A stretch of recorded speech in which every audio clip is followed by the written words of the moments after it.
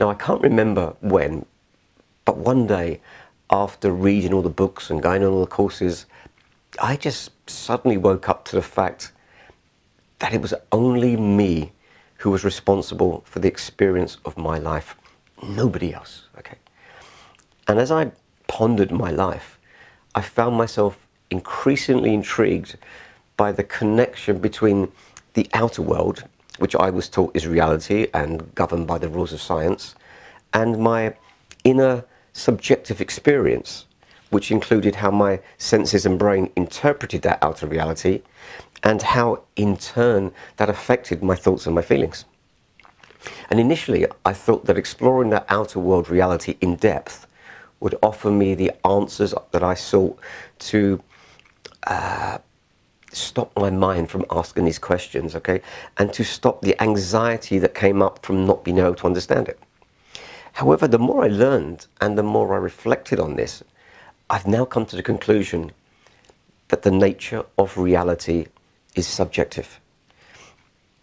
And reality can only be comprehended by the individual observer that's looking out at it. And this meant I had to change my conditioned thinking to acknowledge that reality was not out there. Reality was my inner reality. Reality was my inner experience, and that was my reality. And even if it didn't align with the objective happenings outside of me, that was okay. Let me try and give you an example. Like a mother loving a child, but that child thinking it wasn't loved. It is the child's reality that he feels like he isn't loved, no matter what the mother does.